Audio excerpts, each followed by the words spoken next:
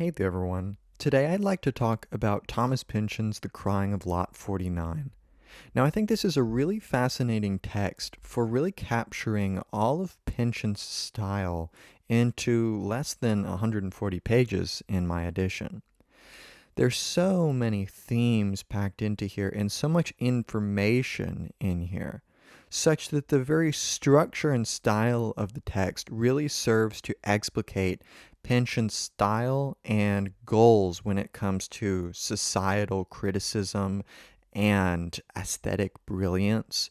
You get such tremendous emotional depth in here. There is a lot of crying from Miss Oedipa Moss. There's also lots of humor, lots of these sort of esoteric moments in which the world kind of opens up like a black crack, as it's put in Henry Miller's Tropic of Cancer. And this book very much reminds me of Henry Miller's style, where you've got kind of this just moving along through time. Things are kind of happening, and then all of a sudden it like opens up into these cosmic scales, and Oedipus starts thinking about the breadth of this conspiracy that she finds herself within. And there's a lot of stuff on The Crying of Lot 49 because a lot of people approach this text as a preliminary gateway into Pynchon's more famous Gravity's Rainbow, which is notorious for its difficulty, and thus this text is shorter, although still difficult, I'll give you that. But I want to give this text not necessarily like a plot summary or anything like that. There's plenty of stuff already there. But I want to look at The Crying of Lot 49 through the lens of the philosophy of Jean Baudrillard. And Baudrillard was a very important postmodernist thinker that is esoteric in his own right. He sort of stands out to me amidst his postmodernist contemporaries. And I really see Baudrillard in Thomas Pynchon's writing. Throughout, I see his themes being echoed, and I guess not really echoed, but prophesied ahead of time, right? Because Pynchon is writing before Baudrillard is really on the scene. I mean, Baudrillard is not writing until kind of the late 20th century and early into the 21st century. So I want to talk about a couple of the different themes in the text, and then we're just going to work our way through some excerpts and weave into those some excerpts from Baudrillard's Simulacra and Simulation, as well as Symbolic Exchange and Death, which serve as really interesting texts in and of themselves, but also, I think, genuinely helpful texts for understanding The Crying of Lot 49, because there's so much going on in this text just by virtue of it being so short, yet trying to cover so much ground. It really is an encyclopedic-esque work, but minus the length of, your usual 500 plus pages of Ulysses or Moby Dick or Gravity's Rainbow. So we're going to look through a lot of these different themes, help explicate his various critiques of systems of power, his meditations on truth and destruction, as well as communication and meaning, and finally, politics and modernity.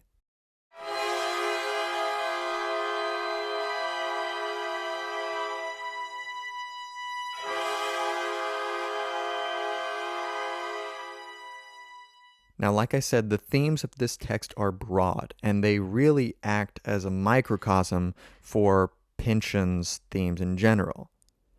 I'm going to kind of go in descending order from the most prominent and important to the least, and this is, inevitably, it's not a perfect list or anything. You might want to change the order. But I think first of all, you have the idea of control, particularly governmental and corporate control. There's always this feeling that Oedipa Moss, the main character, is at the behest of the machinations of something greater than her, which is controlling her. And thus also you have brought into here systems of power. And this is, of course, very relevant for postmodern philosophy because Baudrillard is going to talk about simulacra, which is a very particular sort of system with a number of defining factors. In Foucault, you have the idea of a discourse. In Deleuze and Guattari, you have the idea of an assemblage. And all of these are ways of talking about a sort of systemic analysis of power, of control, of communication, in a way that I think is very helpful. And for Pynchon in particular, he wants to highlight California's role as a prospering state astride the back of the military-industrial complex. Because we're going to examine at one point the Yo-Yo-Dine song, which really acts as a microcosm for California's complicity in the development of ICBMs and the nuclear arms industry in such a way where we can really see these systems of power colluding in order to control people through threats of destruction. Things like the Cuban Missile Crisis and the Vietnam War are very prevalent for Thomas Pynchon and can really be seen within here, such that there is this sense that the entirety of the masses are at the behest of something greater than them, which nevertheless they cannot adequately control and determine as some sort of unified narrative. It's all of these disparate parts that the reader throughout The Crying of Lot 49 is trying to piece together and make some sense out of. And then, as per usual, Pynchon is concerned with technology's interface with society and its ability to facilitate control, its ability to, for example, give us access to vast swaths of information and also highly volatile, destructive power. Also, there's this theme which we see, for example, in the Argentinian anarchists in Gravity's Rainbow, where we also see anarchists featuring in The Crying of Lot 49, and these playwrights that are sort of on the edge of what is acceptable, and they've got this play that they're putting on that Oedipus is kind of trying to figure out how it connects to this vast U.S. male conspiracy, really, of Trastero. And always there are these extraneous elements, such as the anarchists or the playwrights, who Pynchon wants to say are part of an imposed binary to equalize and eliminate outliers, right? Free thinkers, people who break out of the mold, who have something that they need to gain that is being restricted. And thus that brings us to the theme of whether or not any person has any freedom in this, or whether it is all determined or predestined. And of course, the idea of predestination gets us into the idea of elect versus preterite, which is never explicitly mentioned in this text, but which you can see sort of in the underbelly of this text and is going to spring forth in Gravity's Rainbow. One of the important elements here is the idea of texts and interpretation. There's always the question of, you are fundamentally engaged in a literary world when you are reading The Crying of Lot 49. Now, it has to do with the real world, but it itself, in terms of what is Oedipus, well, Oedipus is a name, she's a fictional character, and she exists in this closed system of the plot, right? So the question is a text an isolated system that is just slowly opening up into this irreversible chaos? Think about the second law of thermodynamics, where entropy is always going to be increasing in a closed system. There's always this question of, as you delve into The Crying of Lot 49, it slowly grows more and more complex, such that we wonder, is it really meant to condense itself down into this unified narrative? Or is it in fact meant to betray itself, just like the universe is going to betray itself as entropy rises? And then, also, is there an outside to the text? This is, of course, a question that figures in the philosophy of Jacques Derrida. And it's very interesting to think about that because there are certainly moments in which we get ponderings on this, on the question of how does the text communicate to us, and can this world communicate to us in a way where we can really gain some semblance of truth? And with that discussion of truth comes the question of how is meaning achieved in a text, and thus also the world, because Thomas Pynchon's world is the literary world, the linguistic world of texts, but of course the reader's goal is to find some way to apply this to their real world in at least some sense. There is also some isolated, just academic discourse that goes along with just reading a book for itself, but there is also a need for it to open out into the world. And of course, the brute reality of this world and of modern life is one of anxiety and paranoia. And that is perhaps the easiest theme to grasp in The Crying of Lot 49. It is about the anxiety of being unaware if all of these seemingly important elements are actually important, or whether this is simply just some semblance of a chase in which, in actuality, one never had a choice in it. And always in the back of Pynchon's writing is this question of like an esoteric and fatalistic conception of truth that's realized through the most ugly aspects of modern life. It reminds me of Baudrillard's conception of fatal strategies and the triumph of the object, the seduction of the object which resists totalization, which for him is going to connect to things like terrorism and death.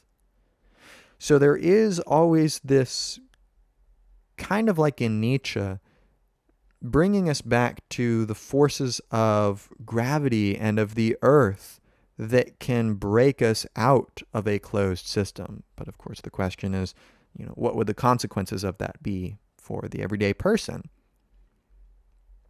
And then Pynchon always flirts with themes of the divine.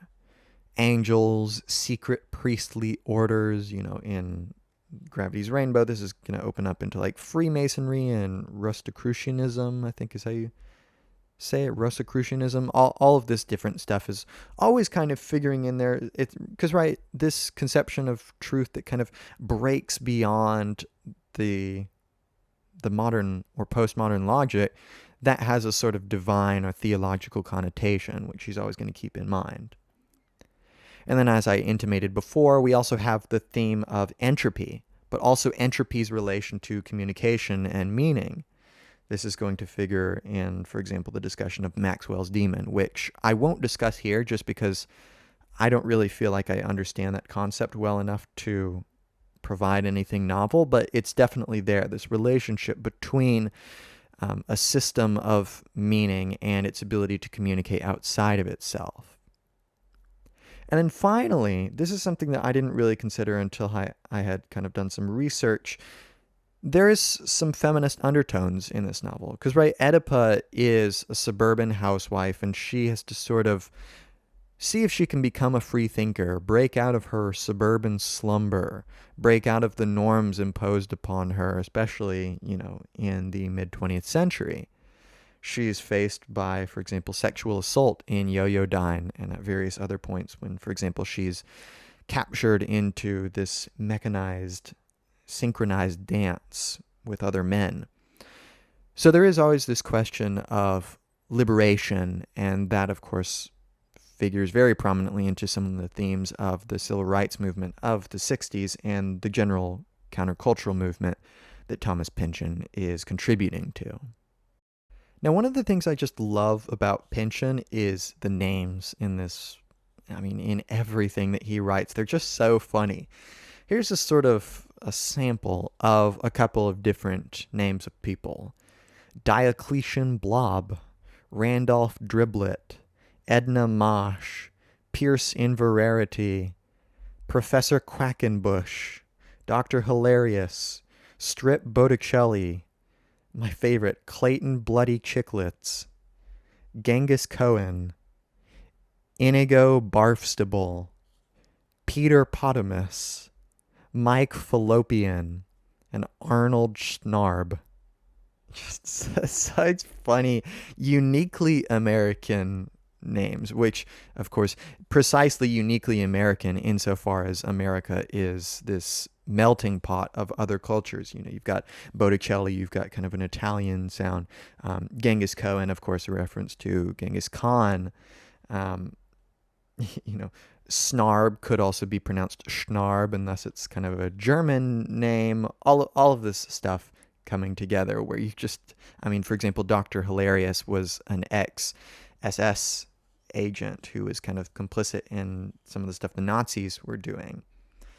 And some of the names for the places are really funny. You've got San Narciso, which is, of course, a pun on San Francisco, but mixed with narcissism.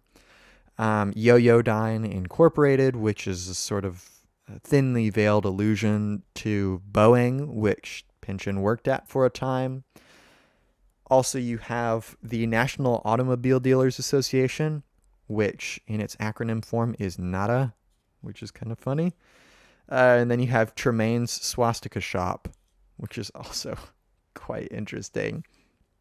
And one of the interesting little themes that we see throughout here that signals from the first page that perhaps Oedipa is not in control is there are these moments of personification where, for example, Oedipa is stared at by the greenish dead eye of the TV tube. The long, silent fluorescent bulbs glared merrily. The fluorescent bulbs seemed to shriek whiteness. The mattress waiting. All their windows giving blankly back only the sun, right? So there's this continual sense in which inanimate objects are given these personal qualities, in which they seem to have an agency that is never fully comprehended throughout the novel. There's always this sense of being watched, and maybe it is being watched by the system itself, by they. And we see all the way here at the beginning of Pynchon's oeuvre, they with a capital T, which figures very prominently in Gravity's Rainbow, and is sort of this continually elusive system of power and control that goes beyond him, that is potentially imposing the entirety of the narrative, such that it was all known from the beginning, potentially. And one of the things that really spans throughout this is, of course, the question of systems of power, of the way systems of power work. For example, at the beginning of chapter 2, we read, "She drove into San Narciso on a Sunday in a rented Impala. Nothing was happening.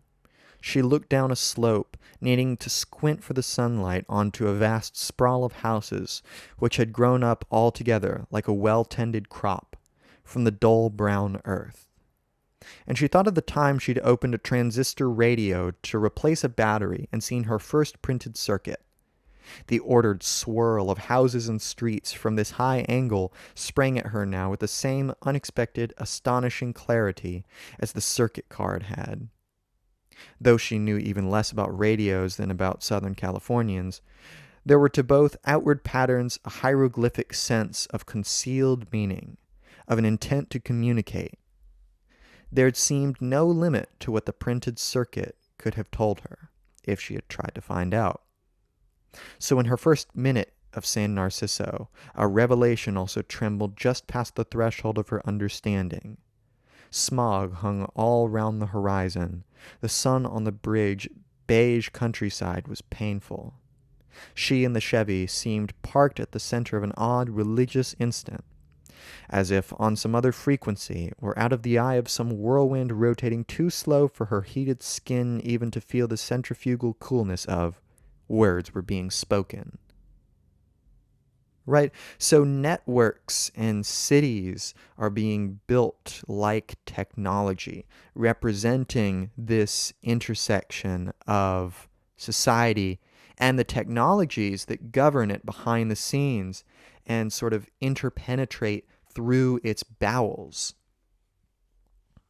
And I think of, for example, in Symbolic Exchange and Death, where Baudrillard is discussing a sort of enclosure that occurs by a simulacrum that controls us and is this vast interconnected system that has this sort of technological connotation. He says its truth, enclosure in the sign form, lies all around us. It is the ghetto of television and advertising, the ghetto of consumers and the consumed, of readers read in advance, encoded decoders of every message, those circulating in and circulated by the subway, leisure time entertainers, and the entertained, etc. Every space-time of urban life is a ghetto, each of which is connected to every other. Today, a multiplicity of codes submit socialization, or rather desocialization, to this structural breakdown. And that theme of an interconnected system leading to structural breakdown, of course, gets us to that theme of entropy and to this incessant need for communication that she sees in the city itself, as if it's trying to tell her something. And of course, the uncomfortable thing about Thomas Pynchon's work is that there's always this sense that what he's telling you is something you don't want to hear, that it's something rather scary and potentially destructive to our idealistic conceptions of history. There's always an underlying sense of a coordinated chaos that sends us to our knees and reveals the possibility of reality as the result of the machinations of the powerful. There's this passage in which Oedipus finds herself pulled in by a number of rather disrespectful males into this elaborate dance, which she slowly finds to be maybe a little bit more sinister than she had at first thought. Pynchon writes, each couple on the floor danced whatever was in the fellow's head. Tango, two-step, bossa nova, slop. But how long, Oedipus thought, could it go on before collisions became a serious hindrance? There would have to be collisions. The only alternative was some unthinkable order of music. Many rhythms, all keys at once, a choreography in which each couple meshed easy, predestined. Something they all heard with an extra sense atrophied in herself. She followed her partner's lead, limp in the young mute's clasp, waiting for the collisions to begin. But none came. She was danced for half an hour before, by mysterious consensus, everybody took a break, without having felt any touch but the touch of her partner. Jesus Arrabal would have called it an anarchist miracle. Oedipus, with no name for it, was only demoralized. She curtsied and fled. Right, so there's this choreographed, predestined dance in which there seems to be a sort of already present consensus that is driving the narrative, such that, for example, it's not so much that Oedipus is finding things out so much as she is being led to things and being found out, being slowly dissimulated, such that by the time we get to the final 6th chapter, she appears to be in this state where she doesn't even want to learn about these things anymore. She's been given this information overload that leads her to this sort of implosion within herself, where she must simply submit to an order. And I think Baudrillard was well aware of this. He really shows, for example, how every system, every strong system, will create binaries in order to maintain itself. It will code antagonisms so that the extraneous factor of freedom, quote unquote, could be effectively managed and thus yield a ubiquitous state of tacit consent, where we must eventually just give ourselves up to a system that we were never really able to fully embody. Baudrillard writes, the systems of the advanced democracies become stable through the formula of the two-party system. The de facto monopoly remains in the hands of a homogeneous political class, from the left to the right, but must not be exercised in this way. This is because single-party rule, totalitarianism, is an unstable form, which drains the political stage and can no longer ensure the feedback of public opinion. The minimal current in the integrated circuit that constitutes the transistorized political machine. Right? Transistorized political machine. This is very reminiscent of that passage where Oedipus equates San Narciso to a circuit board. The two-party system, by contrast, is the end of representation, since solicitation reaches its highest degree in the name of a simple formal constraint when you approach the greatest perfect competitive equation between the two parties. Right? So there's this competitive equation where really the rules and the terms of competition have already kind of been decided. This is only logical. Democracy attains the law of equivalence in the political order, and this law is fulfilled by the seesawing of the two terms, which thus maintains their equivalence, but by means of this minuscule divergence allows for public consensus and the closure of the cycle of representation. A theater of operations where only the smoky reflections of political reason continue to function. Democracy's credo of the individual's free choice, quote unquote, effectively turns into its exact opposite. Voting has become absolutely obligatory. If this is not the case de jure, then it is through the structural statistical constraint of the two-party system, reinforced by the opinion polls. Voting has become absolutely aleatory. When democracy reaches a formally advanced stage, it is distributed in equal quantities, 50-50. Voting merges with the Brownian motion of particles or probability calculus, as if the whole world were voting according to chance, as if signs were voting. He continues, in every domain, duopoly is the completed stage of monopoly. It is not that a political will, state intervention, antitrust laws, etc., shatters the market's monopoly. Any unitary system, if it wants to survive, must find a binary regulation. This does not change anything as regards monopoly. On the contrary, power is only absolute if it is able to diffract into various equivalents, if it knows how to divide in order to become stronger. This goes for detergent brands as much as for a peaceful coexistence. Two superpowers are necessary in order to keep the universe under control. A single empire would crumble by itself. The balance of terror merely allows regulated oppositions to be put in place. For strategy is structural, never atomic. Even if this regulated opposition can be ramified into a more complex scenario, the matrix remains binary. From now on, it will never again be a question of a dual or open competitive struggle, but one of couplets of simultaneous oppositions. And this connects so well with the reason why Pynchon sets the crying of Lot 49 in California.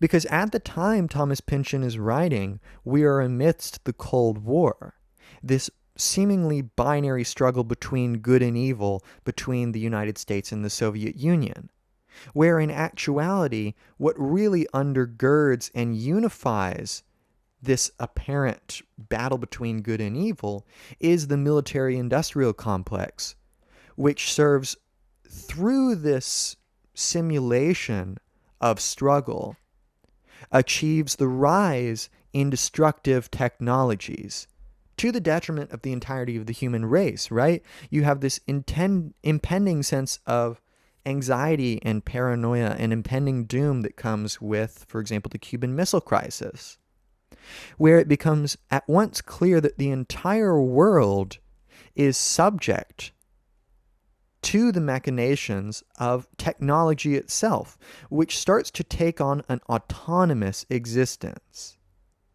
And that's important. Technology going beyond the wills of any particular person, such that the system of power grows to become this tautological, self-referential entropic nightmare, right? It's a closed system which slowly increases in entropy to the detriment of all of us.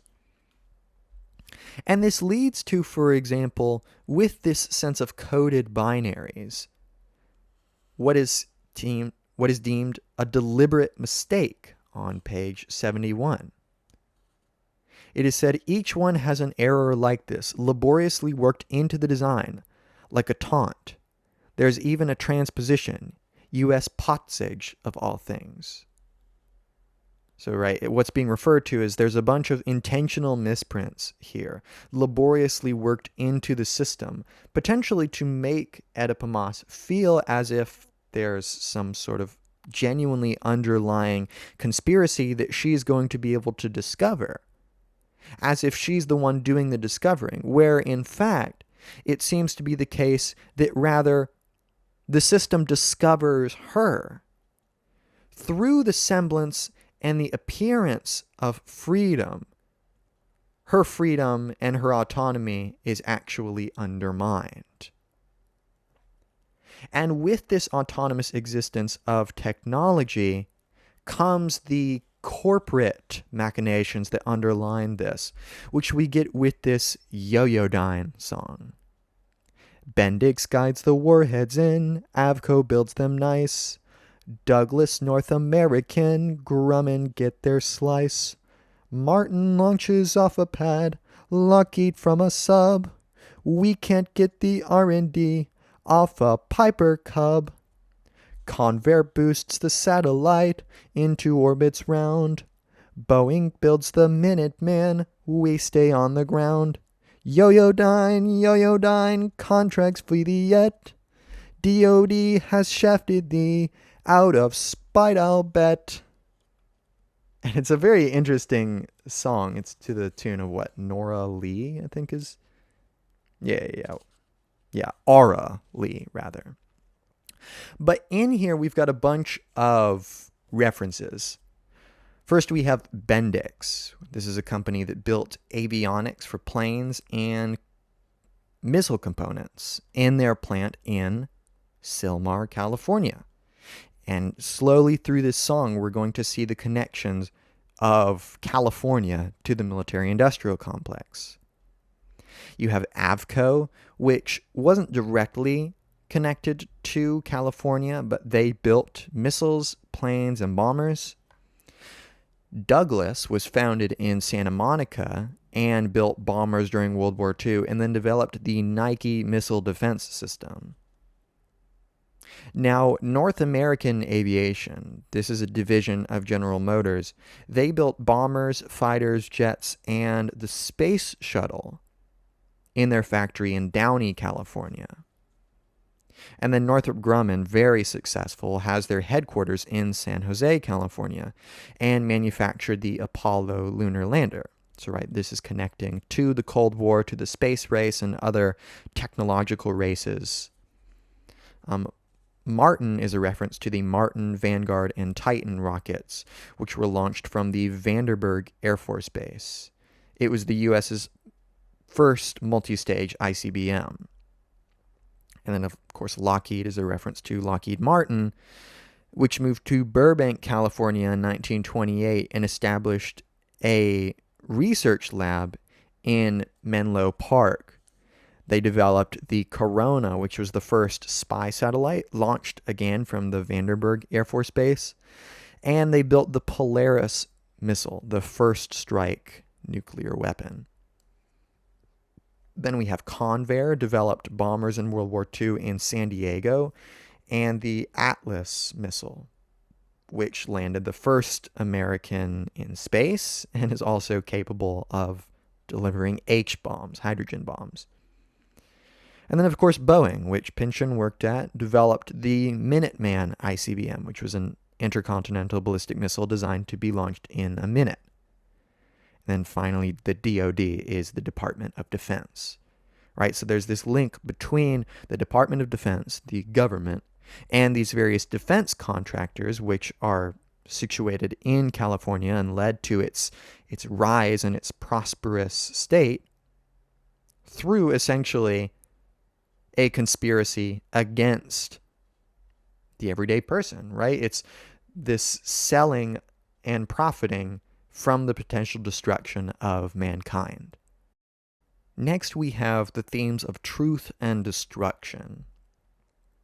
Always running through here, there is an indestructible weight of nature that balances out hope with destruction. This is, for example, the forces of gravity, which carries into gravity's rainbow. Here it is the Pacific Ocean, the sea. There's always this sense that this balancing factor, this coding of binaries, is not only the result of institutions, but also nature itself. Pynchon writes, "Somewhere beyond the battering, urged sweep of three-bedroom houses rushing by their thousands across all the dark beige hills, somehow implicit in an arrogance or bite to the smog, the more inland somnolence of San Narciso did lack, lurked the sea, the unimaginable Pacific, the one to which all surfers, beach pads, sewage disposal schemes, tourist incursions, sunned homosexuality, chartered fishing are irrelevant, the whole left by the moon's tearing free and monument to her exile. You could not hear or even smell this, but it was there. Something tidal began to reach feelers in past eyes and eardrums, perhaps to arouse fractions of brain current. Your most gossamer microelectrode is yet too gross for finding." Oedipa had believed, long before leaving Kinneret, in some principle of the sea as redemption for Southern California. Not, of course, for her own section of the state, which seemed to need none. Some unvoiced idea that no matter what you did to its edges, the true Pacific stayed inviolable, and integrated or assumed the ugliness at any edge into some more general truth. Perhaps it was only that notion, its arid hope, she sensed as this forenoon they made their seaward thrust, which would stop short of any sea. And there's a sort of pessimism in there, right? That we will stop short of that sea, that we will never be able to reach that inviolate truth, which remains as the sort of after effect. And that's something that Pynchon never delivers us. And one of the great pleasures of reading Pynchon is that because he leaves it so open, it remains rife for interpretation and connections. There's this esoteric and violent truth that runs throughout. It goes beyond the apparent, seems to be too weighty to be revealed all at once, and it doesn't promise, just like Pynchon, coherence or stability. Pynchon writes, "She could, at this stage of things, recognize signals like that, as the epileptic is said to, an odor, color, pure piercing grace note announcing his seizure. Afterward, it is only this signal, really dross, this secular announcement, and never what is revealed during the attack, that he remembers." Oedipa wondered whether, at the end of this, if it were supposed to end, she too might not be left with only compiled memories of clues, announcements, intimations, but never the central truth itself, which must somehow each time be too bright for her memory to hold, which must always blaze out, destroying its own message irreversibly, leaving an overexposed blank when the ordinary world came back. In the space of a sip of dandelion wine, it came to her that she would never know how many times such a seizure may have already visited, or how to grasp it should it visit again. Perhaps even in its last second, but there was no way to tell. She glanced down the corridor of Cohen's rooms in the rain and saw for the very first time how far it might be possible to get lost in this. Right? And reality itself is something that's very easy to get lost in, especially in the incessant modern logic of production, of a sort of utilitarian logic of something, for example, only being valuable or meaningful if it is useful for production. Next, we have the discussion of communication and meaning, which for me very much evokes Baudrillard's philosophy because he's one of these founders of media studies. And in this discussion between driblet and Oedipa. Driblet is in the shower, and they kind of have this little kindling of love that never gets consummated or anything. It just gets ignored, and Oedipa doesn't really realize its profundity until later. But there's always this sense in which Pynchon is asking us to breathe life into the word that is the text. And the word, right, is a reference to the Bible. I believe it's the beginning of the Gospel of John. In the beginning was the Word, and the Word was with God, and the Word was God. And the Word, with a capital W, is supposed to be Jesus in the Trinitarian Christian conception. But here, the Word also becomes the text. It also becomes this esoteric sense of truth we've been discussing. In this discussion in which Driblet is in the shower, he says, "You don't understand," getting mad. "You guys, you're like Puritans are about the Bible, so hung up with words. You know where that play exists? Not in that file cabinet, not in any paperback you're looking for, but," a hand emerged from the veil of shower steam to indicate his suspended head, "in here. That's what I'm for, to give the spirit flesh. The words, who cares? They're rote noises to hold line bashes with, to get past the bone barriers around an actor's memory, right? But the reality is in this head, mine. I'm the projector at the planetarium. All the closed little universe visible to the circle of that stage is coming out of my mouth, eyes, sometimes other orifices also." And I think this is really important because, right, in a sense, the crying of Lot 49 is its own closed universe insofar as, like I said, while it does connect to the real world, it itself, Oedipamos exists only in the text. There is no outside to Oedipamos. All there is what is in the text. And indeed, what she can teach us about the outside, but only by breathing life into the inner world of the text. And there's this sense in which meaning is bestowed by the reader, and thereby also the person living in the world, on a meaningless system that very well may not actually have continuity or unification, at least that we could survive. At the beginning of chapter 4, Oedipus speaks of these other revelations which now seem to come crowding in exponentially, as if the more she collected, the more would come to her, until everything she saw, smelled, dreamed, remembered would somehow come to be woven into the Tristero, right? And the Tristero is this elusive system that she never quite figures out all of. At least she can't actually figure out if what she figured out about it is real or something simulated. And right, there's this idealistic promise that all of these clues will come together in this unified continuity of a narrative, of a plot in the dual sense of the word, right? Of a narrative structure and of a conspiracy, an organized conspiracy. And I think that's really important because, right, that is what Pynchon's literary world is. It is a plot in the sense of having a narrative structure, and it is an organized conspiracy whose goal is to sort of, mess up our footing. She says if it was really Pierce's attempt to leave an organizing something behind after his own annihilation, then it was part of her duty, wasn't it, to bestow life on what had persisted, to try to be what Driblet was, the dark machine in the center of the planetarium, to bring the estate into pulsing, stelliferous meaning, all in a soaring dome around her. And meaning there is with a capital M, which I think is important, right? Because there's this sense of trying to find out some concrete meaning for what this text means. What is the text of the truth, or the truth of the text? How does it relate to the outside world? And I'm hearkened to Baudrillard's Simulacra and Simulation at the beginning of the essay titled The Implosion of Meaning in the Media. And he says, we live in a world where there is more and more information and less meaning. And he asks us to consider 3 hypotheses concerning the relation of information to meaning. One of them is that information produces meaning, but it just can't make up for the brutal loss of signification in every domain. That meaning is lost and devoured faster than it can be re-injected.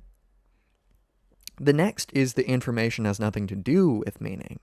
It is what it is, it functions as it does. Meaning is something else that, in a sense, comes after the fact. But this third one is what Baudrillard is the most privy to, and to me, what Pynchon is the most privy to. Very much on the contrary, that there is a rigorous and necessary correlation between the two, that being information and meaning, to the extent that information is directly destructive of meaning and signification, or that it neutralizes them.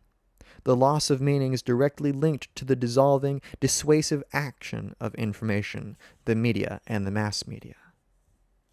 Because where we think the information produces meaning, the opposite occurs. Information devours its own content. Rather than creating communication, it exhausts itself in the act of staging communication.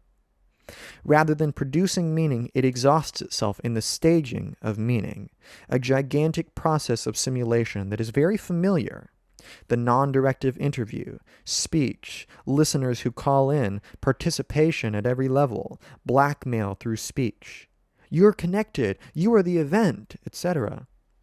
More and more, information is invaded by this kind of phantom content, this homeopathic grafting, this awakening dream of communication. Right? And in a sense, the crying of Lot 49 is a sort of waking dream, a sort of phantasmagoric, chimeric nightmare, in a sense, right? There's a sense in which the whole purpose of Oedipus' existence could possibly be for control. And the real question, of course, is it about control? What is it about? And that brings us to the last point, which I think is the political implications, that the way this connects to politics and an understanding of modernity or postmodernity. It is said that San Narciso was a name, an incident among our climatic records of dreams and what dreams become among our accumulated daylight. A moment's squall line or tornadoes touchdown among the higher, more continental solemnities, storm systems of group suffering and need, prevailing winds of affluence. There was the true continuity. San Narciso had no boundaries. No one knew yet how to draw them. She had dedicated herself weeks ago to making sense of what Inverarity had left behind, never suspected that the legacy was America. Right? So ultimately, the crying of Lot 49 is about the American legacy of control and conspiracy against its citizens. A political conspiracy to, for example, invade Vietnam and interfere with the most basic supposed American values of autonomy, of national self-determination of a people by itself. No, instead, we see that there are much more fundamental systems of power and control which create these binaries of the US versus the Soviet Union or the US versus China that act as the grounds upon which these systems can play themselves out to the detriment of the masses. So that being said, that's it for this lecture. I hope this has been interesting in understanding something about this novel. Very interesting, and I would tell you to try and read it if you're thinking of reading Pynchon, especially if you're reading Gravity's Rainbow. I read Gravity's Rainbow first and didn't have any significant trouble with it. I still very much enjoyed it. But The Crying of Lot 49 is shorter and still has all of those themes, or at least many of them, that you see in Gravity's Rainbow. So that's it for this lecture. Check out any of my other ones I've done on postmodernism, German idealism, gender theory, post-colonial studies, and other literature. Become a channel member for $5 a month and gain access to, among other things, a private philosophy Zoom, which you can tailor to your needs. I also have super thanks available if you'd like to donate to the channel, because books are not cheap, and I'd really appreciate it. That's it for this lecture, and I will see you in another one.